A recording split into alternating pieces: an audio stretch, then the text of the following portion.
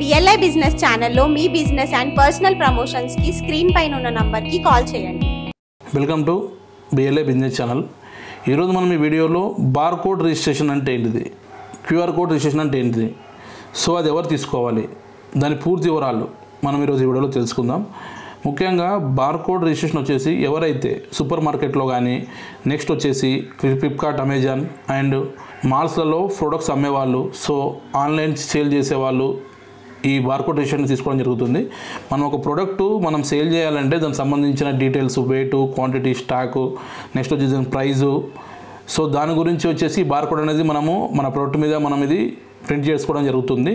So దీని details మనం scan చేసినప్పుడు సో ఆ ప్రోడక్ట్ సంబంధించిన డీటెయిల్స్ అనేది ఎవరైతే పర్చేజెస్ అని సేలర్ కానీ వాళ్ళకి డీటెయిల్స్ అనేది ఆన్లైన్ సాఫ్ట్వేర్ ద్వారా వాళ్ళకి షో అవ్వడం జరుగుతుంది.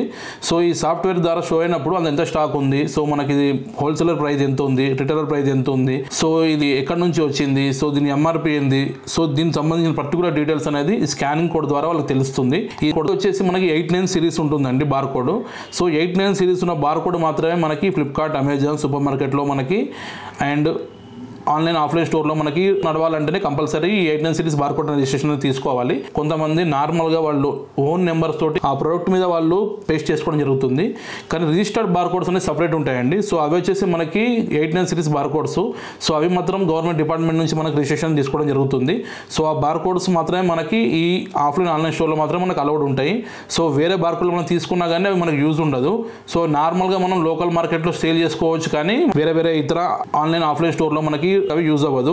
ఈ బార్ కోడ్ రిజిస్ట్రేషన్ అనేది మనం ఎలా చేసుకోవాలంటే, ఒక ఎగ్జాంపుల్ మనం ఒక 100 గ్రామ్స్ ఒక సోప్ తీసుకున్నాం అనుకోండి, ఆ 100 గ్రామ్స్కో బార్ కోడ్ సపరేట్ తీసుకోవాలి. ఒకవేళ 200 గ్రామ్స్ సపరేట్ ఉంటే దానికి 200 గ్రామ్స్ సపరేట్ బార్ కోడ్ తీసుకోవాలి. ఒకవేళ 500 గ్రామ్స్ సపరేట్ ఉంటే 500 గ్రామ్స్ సపరేట్ మనం తీసుకోవాలి. ఒకవేళ దాంట్లో ఫ్లేవర్ మారిననుకోండి మళ్ళీ సపరేట్ దానికి బార్ కోడ్ తీసుకోవాలి.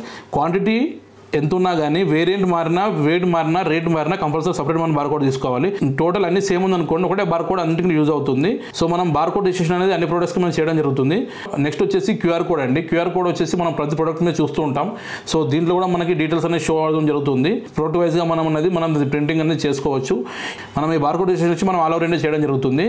మేము ఎక్స్ప్లెయిన్ చేసిన bar code registration, QR code registration మీకు రిక్వైర్మెంట్ ఉంటే కింద ఇచ్చిన నెంబర్ కాల్ చేసి మా ఎగ్జిక్యూటివ్ మొత్తం మీకు పూర్తి చెప్పడం జరుగుతుంది. మనకి ఆల్ ఓవర్ ఇండియా 4 బ్రాంచెస్ ఉన్నాయండి. తెలంగాణలో వచ్చేసి హైదరాబాద్లో ఉంది, కర్ణాటకలో వచ్చేసి బెంగళూరులో ఉంది, ఏపీలో వచ్చేసి మనకు వైజాగ్లో ఉందండి, నెక్స్ట్ వచ్చేసి మనకు తమిళనాడులో చెన్నైలో ఉంది. చాలామంది మన వీడియోలు చూస్తున్నారు కానీ మన ఛానల్ ఎవరు సబ్స్క్రైబ్ చేయడం లేదు. మీరు లైక్, షేర్, సబ్స్క్రైబ్ చేస్తేనే మన వీడియో అందరూ తొందరగా రీచ్ అవుతుందండి. So please subscribe our channel, BLA business channel. Thank you.